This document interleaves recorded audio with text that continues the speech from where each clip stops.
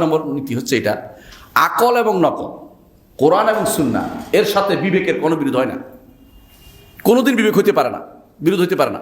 আমি আমার নতুন যে ইয়াটা লিখেছি আলহামদুলিল্লাহ, এখন যেটা বের হচ্ছে আগামী মাসে অবশ্যই পেয়ে যাবেন ইনশাআল্লাহ। প্রথম খণ্ড আপনারা সবাই আশা করে কিনবেন। সেটা হচ্ছে এরা আল জামিউল কামিল, আমার এটার অনুবাদটা বাংলা অনুবাদ। প্রথম খণ্ডের মধ্যে আমি প্রায় 200 পৃষ্ঠার মতো একটা ভূমিকা লিখেছি। এই ভূমিকার মধ্যে আমি এগুলো সব খণ্ডন করেছি যে বিবেকের সাথে যারা এখন বলে যে কমন সেন্সের বিরোধ হয়, এটা কখনো সম্ভব না। এখানে আমি সহযোগিতা নিয়েছি ইবনে তাইমিয়া রহমতুল্লাহ আলাইহি, কোনো সন্দেহ নেই, কিন্তু নিতেই হচ্ছে সত্যিকার অর্থে বুঝছে যে লোকটা যে কিভাবে সন্দেহ হতে পারে। কারণ বিবেককে দিয়ে আপনি, বিবেকটা তো একটা জিনিস, দান করা আল্লাহর একটা সামান্য একটা জিনিস, এইটা দিয়ে আল্লাহর এত বাণীকে আপনি বিচার করার ক্ষমতা কার বিবেক দিয়ে বিচার করবেন? আপনি কি কার বিবেক দিয়ে বিচার করবেন? বিবেকের মধ্যে কত পার্থক্য আপনি জানেন? রিক্সাওয়ালা রাস্তার পাশে দাঁড়িয়ে পেশাব করতে পারে, আপনি পারবেন? আপনি পারবেন? আপনার বিবেকে জীবনও এখানে দাঁড়িয়ে পেশাব করতে পারবেন না, অসম্ভব জিনিস।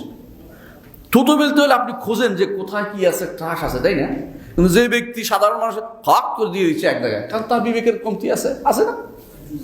একজনে হাত পা এরকম করে করে অনবরত খাচ্ছে, আপনি বলেন যে না আমি খাওয়ার সময় সাবধানে খাই, কেউ দেখলে দাঁড়িয়ে পড়লে খারাপ দেখা যাবে, কত চিন্তা করে খান আপনি।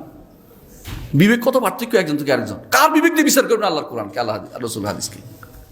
ওই বেটার বিবেক দিয়ে বিচার করবেন যে তার নিজেই পথভ্রষ্ট হয়ে আছে। গ্রিক দার্শনিকরা পথভ্রষ্ট কেন বলা হয়েছিল? থলেসকে, থলেস নাম শুনেছেন?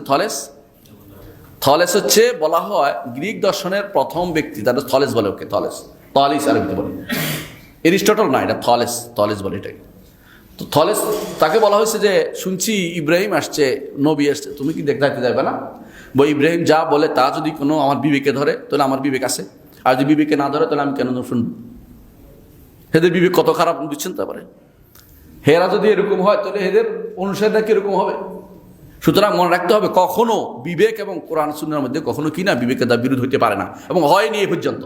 ইমাম শাফি রহমতুল্লাহ আলাইহির জন্য তাকে বলা হয় নাসিরুস সুন্নাহ, সুন্নাহর সাহায্যকারী। তিনি বলেছেন আমি দেখি নাই কোথাও, তিনি বলছেন এটা যে আমি দেখি নাই কোনো কোরআন এবং হাদিসের সাথে, কোনো সহিহ হাদিসের সাথে কোথাও কোনোদিন বিবেকের বিরোধ হয়েছে, আমি দেখি নাই। কেউ দেখাইতে পারলে আমি উত্তর দিয়ে দিব। ইমামরা কি করেছেন? এটা কাজটাই করেছেন, লিখেছেন মুখতালাফুল হাদিস ইবনে কুতাইবা রহমতুল্লাহ আলাইহি। ইমাম তাহাবি লিখেছেন তাউইল মুশকিল হাদিস লিখেছেন। কেন লিখেছেন এগুলো? কেন লিখেছেন? শরহ মুশকিল আসার লিখেছেন। কেন লিখেছেন শরহ মুশকিল আসার? কারণ বুঝেই দিয়েছেন যে এগুলো মিল আছে, তোমার কাছে ভুল মনে হইতে পারে হঠাৎ করে। বিবেকের কমতি থাকার কারণে তোমার কাছে মনে হচ্ছে একটা কন্ট্রাডিক্টরি নাই, আসলে তোমার বুঝের ভুল আছে। তাহলে যে জানে না সে যে জানে তার কাছে যাবে, এটা না করে তুমি বিরোধিতা করতেছো কেন? আজও দেখবেন অনেক মানুষ বিরোধিতা শুরু করে দেয় এটার কারণে। তার সমস্যা কোথায়? তার বুঝের ভুল।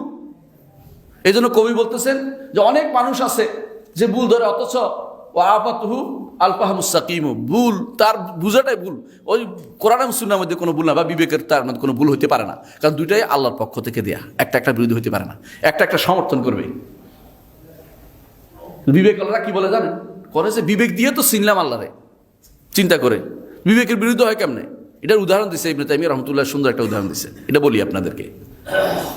আপনি এখানে যাবেন ডাক্তার দেখাবেন, তাই না? তো এক লোকের জিজ্ঞাসা করলেন, ভাই ডাক্তার এখানে ভালো ডাক্তারকে? ডাক্তার শুনছি ওই লোকটা ভালো, জান ওই ডাক্তারের কাছে যান, ওই ডাক্তার একটা ওষুধ দিল, লিখে দিল। আপনি ওই বেটার কাছে যাওয়ার সময় কি ওষুধ দিছে দেখি, দেখার বললেন যে এই ডাক্তার ওষুধ দিছে, এই ওষুধ আমি মানি না। এখন অবস্থা কি হয়েছে জানেন? এখন হয় আপনি ডাক্তারকে ভুল বলবেন, না এবারে শুদ্ধ বলবেন, ঠিক না? এখন যদি ডাক্তারকে শুদ্ধ বলেন, এবার বলো আমি তো তোমার পথ দেখাইছি, তুই ডাক্তারকে শুদ্ধ বলিস কি করে? এটা কি মানবেন আপনি? বললেন পথ দেখানোর কারণের পরে তোমার আর কাম নাই, তুমি শেষ। তুমি তো আমরা ডাক্তার প্রসিদ্ধ হলে পথটা দেখাইছো, এটা ঠিক আছে বুঝছি, কিন্তু এর বাকিটা তোমার দায়িত্ব না। যে ডাক্তার লিখছে ওইটা সে বুঝে শুনে লিখছে, তুমি এখন বিরোধিতা করার অধিকার রাখো না, কারণ তোমার দায়িত্ব হচ্ছে দেখাইছো। বিবেকের দায়িত্ব হচ্ছে কোরআন সুন্নাহ বুঝার ক্ষেত্র পর্যন্ত আমার নিয়ে দিছে, এরপরে কোরআন সুন্নাহ যেটা বলছে আমাকে নিতে হবে। কোরআন সুন্নাহর বিরুদ্ধের সাথে সম্পর্ক নাই, কারণ এটা দেখাই দিছে, দেখানো কাজ শেষ। বিবেক দেখাইতে পারে, বিবেক কিন্তু পরিপূর্ণভাবে কোনো কিছু নির্ধারণ করতে পারে না, কারণ বিবেকের ক্ষমতা আল্লাহ তাআলা দিলে মানুষ বিবেক দিয়ে সবকিছু করতো, আর কোরআন হাদিস নাজিল হতো না। অথচ আল্লাহ তাআলা বলছে ওমা কুন্না মুআযযিবিনা হাত্তা নাবআসা রাসূলা, রাসূল না প্রেরণ করে কাউকে আমি শাস্তি দেই না। তাহলে বুঝতে পারছেন যে কোরআন এবং সুন্নাহর সাথে কখনো বিবেকের বিরোধ হয় না। যে ব্যক্তি বলছে সে মিথ্যা কথা বলছে, সে নিজে বুঝে না এটা হতে পারে, সে নিজে বুঝে এটা হতে পারে।